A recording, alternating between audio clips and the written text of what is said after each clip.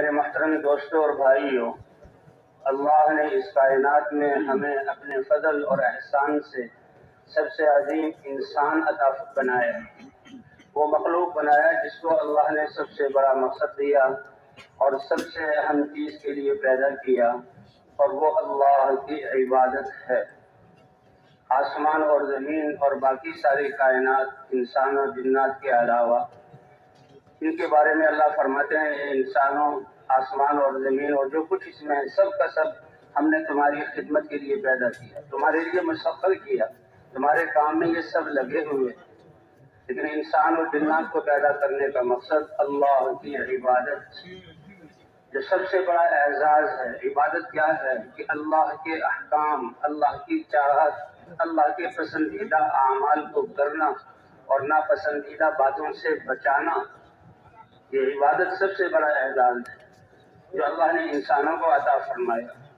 اور اللہ نے انسانوں کو یہ زندگی امانت دی ہے، نہ کوئی اپنی مرضی سے یہاں آیا ہے، نہ کوئی اپنی مرضی سے جا سکتا ہے۔ اللہ نے انسان کو اختیار دیا، کائنات کی مخلوقات میں سے کوئی مخلوق بھی اللہ کے حکم کی نافرمانی نہیں کر سکتی۔ ان کو اتنا احساس اور شعور اللہ نے دیا ہے کہ وہ اللہ کی فرما برداری میں لگے ہوئے، ائتیا طوعا او کرہا قالتا اتینا طائعین۔ یہ آسمان اور زمین، اس کی ساری کائنات اور مخلوقات خوشی خوشی اپنے رب کا حکم مانو گے یا طاقت اور زور سے منوایا جائے؟ تو ساری کائنات نے دست بستہ ہو کر عرض کیا، اے رب العالمین، خوشی خوشی ہم تیرا حکم ماننے کے لیے تیار ہیں۔ تو ساری کائنات اللہ کے حکم کے ساتھ نکلی ہوئی ہے۔ کوئی کائنات اللہ میں سے کوئی مخلوق اللہ کی نافرمانی کرے، اللہ اس کو ختم فرما دے۔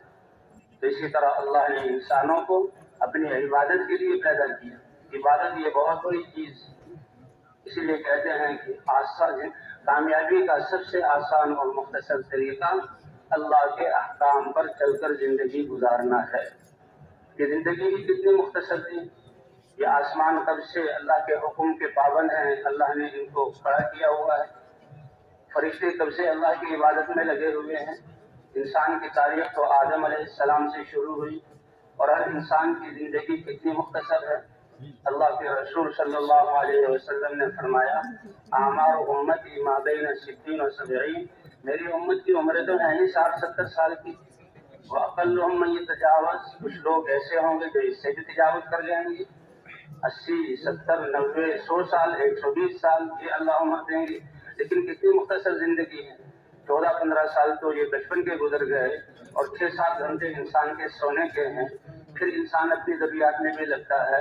کتنی مختصر زندگی ہے لیکن کتنی اہم ہے، اور اللہ نے کتنا بڑا فریضہ دیا کہ کامیابی کا آسان طریقہ اللہ کے اعمال والی، احکام والی زندگی کو اپنانا ہے، اللہ کے حکم کو ماننا۔ وما خلقت الجن والانس الا ليعبدون ما اريد منهم من رزق وما اريد ان يطعمون ان الله هو الرزاق ذو القوة المتين۔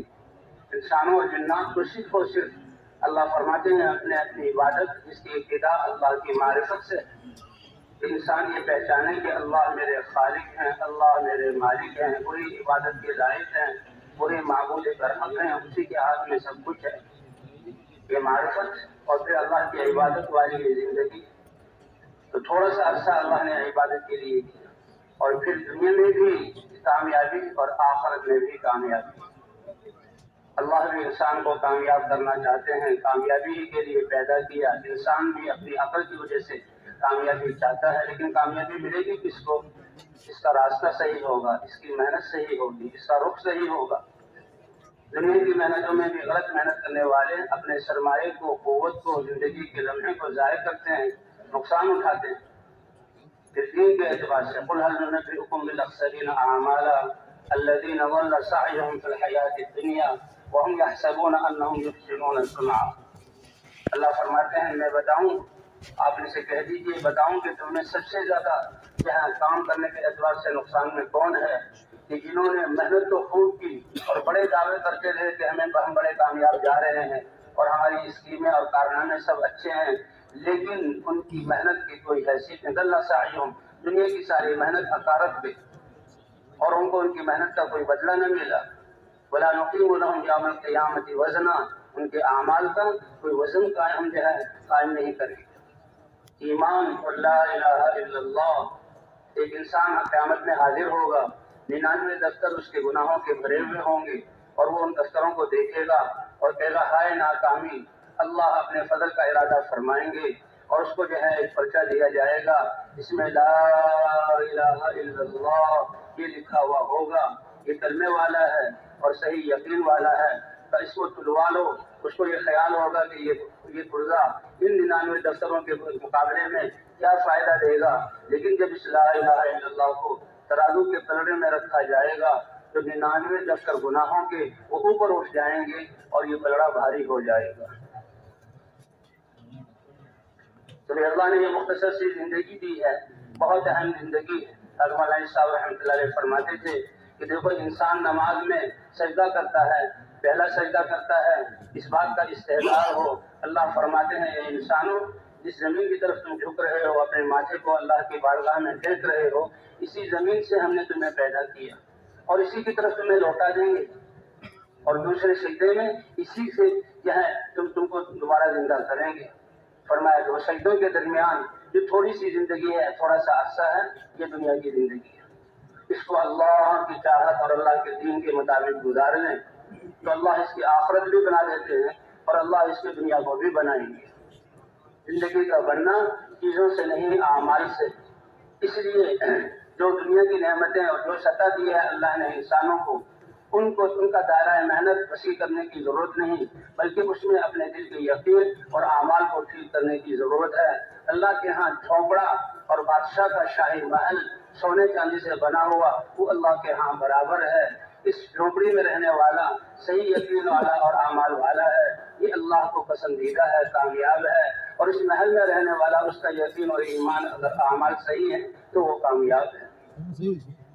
اللہ نے کامیابی کو بڑا آسان کیا اور انسان کے لیے میسر کیا کہ انسان اپنے دل کے یقین کو ٹھیک کرے اور اعمال کو ٹھیک کرے، تو پھر اس میں دنیا کی جس سطح پر بھی ہے پھر انسان اسی پر قناعت کر کے کہ جھونپڑے والا اپنے جھونپڑے میں، فقیر اپنے فقر میں کامیاب، زمیندار چھوٹے درجے کا ہے، درمیانے درجے کا ہے، بڑے درجے کا ہے، وہ اپنے زمینداری میں کامیاب، اور حاکم اپنی حکومت میں کامیاب، اور زمیندار اپنے تاجر اپنی تجارت میں کامیاب، اور وزیر اپنی وزارت میں کامیاب، اس لیے کہ وہ اعمال والا ہے۔ اللہ نے کامیابی کا دار و مدار اعمال پر رکھا۔ ان اللہ لا ينظر الى صورکم، اللہ کو اپنی شکلیں صورتیں نہ دکھاؤ، یہ اللہ نے بنائی ہیں، اس میں تمہارا کوئی اختیار نہیں، اس لیے اللہ تمہاری شکلوں اور صورتوں کو نہیں دیکھتے۔ ولا الى اموالکم، نہ اللہ تمہارے مالوں کو اور اسباب کو دیکھتے ہیں، ولکن ينظر الى قلوبکم، تمہارے دل کو دیکھتے ہیں کہ دل میں یقین کس کا ہے، دل میں محبت کس کی ہے، تأثر کس کا ہے۔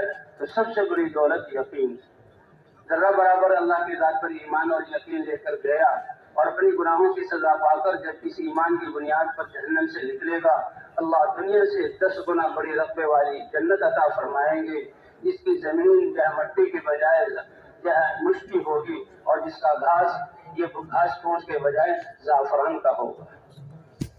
تو اس لیے اللہ تعالیٰ تمہاری شکلوں کو نہیں دیکھتے، تمہارے یہ مالوں کو نہیں دیکھتے، ان اسباب کو نہیں دیکھتے، اس میں تمہارا کوئی اختیار نہیں، لیکن اللہ تمہارے ان دلوں کو اور جسم سے نکلنے والے اعمال کو دیکھتے ہیں۔ یہ مختصر سی زندگی جو بچپن کے علاوہ اور سونے کے علاوہ تھوڑی سی زندگی ہے، اس زندگی کو ہم اعمال والا بنا لیں تو یہ انسان کامیاب ہے۔ اسی کے لیے حضرات انبیاء کرام سب سے پہلے لا الہ الا اللہ کی دعوت کو لے کر آتے اور اس کی دعوت کو لے کر قوم میں پھرتے۔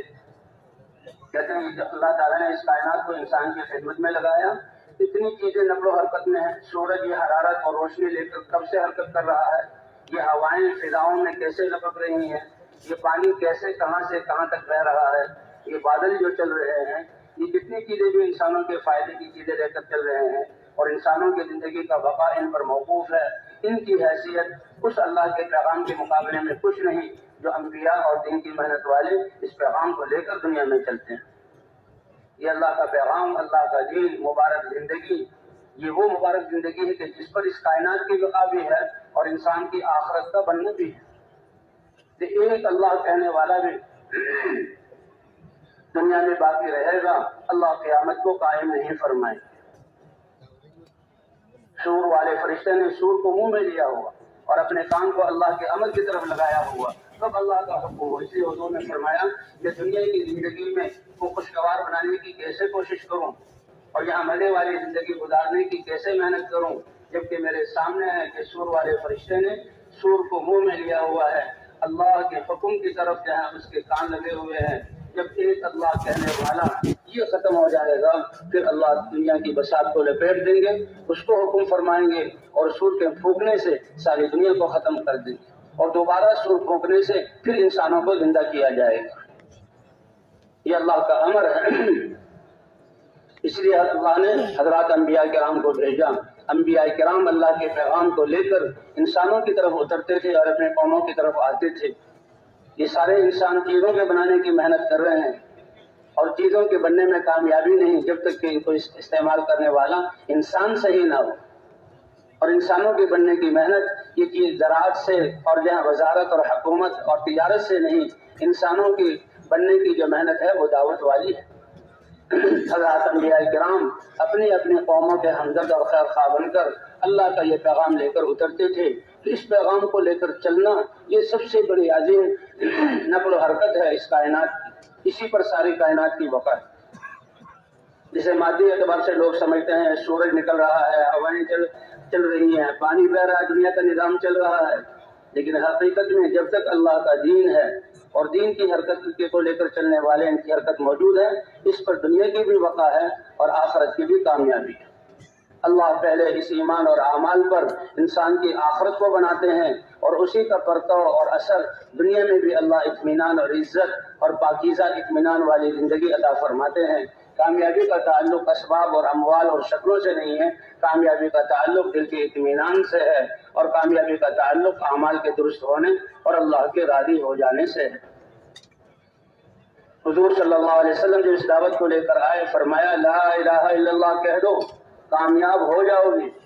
عربی کا لفظ ہے فلاح تفلحو۔ مؤذن بھی کہتا ہے آؤ نماز کی طرف، حی علی الصلاح حی علی الفلاح، کامیابی کی طرف آ جاؤ۔ تو علماء نے لکھا ہے فلاح کامیابی یہ اتنا اونچا اور اتنا گہرا اور اتنا جامع لفظ ہے کہ دنیا اور آخرت کی ساری خیریں اس میں چھپی ہوئی۔ اب اللہ کے رسول عربوں کو کہہ رہے ہیں کہ لا الہ الا اللہ کہہ دو تو فلاح پا جاؤ گے، کامیاب ہو جاؤ گے۔ حضرت بلال رضی اللہ تعالیٰ عنہ نے اس کلمے کو پڑھا اور کلمے کو پڑھ کر اس کی دعوت شروع کی۔ حضرت خباب رضی اللہ تعالیٰ عنہ نے اس کلمے کو پڑھا، کلمے کی دعوت شروع کی۔ حضرت ابوبکر صدیق اس کلمے کو پڑھنے کے بعد کلمے کی دعوت دے رہے ہیں، لیکن ان کلمے کی دعوت پر حضرت بلال پر جو مصیبتوں کے پہاڑ ٹوٹے، مشقتوں کے جو ہے پہاڑ ٹوٹے، اس پر حضرت بلال رضی اللہ تعالیٰ عنہ کو ذرہ برابر تردد اور شک نہیں ہے۔ یہ آ کر شکایت نہیں کی کہ اے اللہ کے رسول آپ نے تو کامیابی کا وعدہ کیا تھا اور یہ ہمیں یاد دلایا تھا اور ہمیں یہ تکلیفیں ہو رہی ہیں، بلکہ بلال کو یہ یقین ہے کہ میں کامیاب ہوں۔ کیوں؟ اس لیے کہ یہ سب کچھ جو تکلیفیں پیش آ رہی ہیں یہ اللہ کے امر کی وجہ سے۔ اللہ کے امر کے لیے ہماری جان کا لگنا، ہمارے مال کا لگنا، ہماری جذبات کا قربان ہونا، یہ ہے کامیابی۔ جی اسی لیے لا الہ الا اللہ جو کلمہ ہے یہ کلمہ یقین ہے، کلمہ معرفت ہے، کلمہ تقویٰ ہے۔ اس کی سب سے پہلا اس کا مطالبہ تقاضا کہ ہمارے جذبات بدل جائیں، ہم اپنے آپ کو اللہ کا بندہ سمجھ کر اللہ پر جان دینا آ جائے کہ اللہ یہ جان اور مال اور یہ صلاحیتیں یہ سب کچھ تیرا دیا ہوا تیرے ہی دین کے لیے لگ جائے، اور آپ تو دنیا میں بھی اس کا اجر اطمینان اور عزت کی صورت میں دیں گے اور آخرت میں بھی اس کا اجر بڑھا چڑھا کر دیں گے۔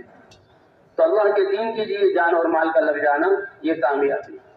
اس کے لیے اللہ تعالیٰ نے 1,24,000 انبیاء بھیجے انسانوں کو ان اعمال اور زندگی پر ڈالنے کے لیے جس میں دنیا کی بقا ہو اور دنیا امن کا گہوارہ بنے، اللہ کی رحمتیں اتریں، اس کے لیے انبیاء کی محنت ہے۔ اس لیے جن لوگوں نے بھی، جن قوموں نے بھی، چاہے وہ بادشاہ ہوں اور چاہے عوام ہوں، چاہے تاجر ہوں اور چاہے وہ صنعت والے ہوں، انبیاء کی بات کی تصدیق کی، لا الہ الا اللہ کا اقرار کیا اور اپنی زندگیوں کو اللہ کے احکام کے مطابق جہاں ڈھالا، تو وہی لوگ کامیاب ہوئے۔ زمین کا وارث بھی اللہ نے ان کو بنایا، نسلیں بھی ان کی چلی اور اللہ تعالیٰ نے ان کے وجود میں آنے پر باطل کو ختم کیا۔ فرعون کی فرعونیت کو توڑا، حق کے وجود کے آنے پر نمرود کی نمرودیت کو اللہ نے ہلاک کیا، حق ابراہیم علیہ السلام کی دعوت جو تھی اس کے حق پہ موجود ہونے پر، نوح علیہ السلام کی قوم کی کثرت کے بت کو توڑا نوح علیہ السلام کی دعوت پر۔ تو دعوت ہے، دعوت کے شروع ہونے سے فیصلہ ہوتا ہے۔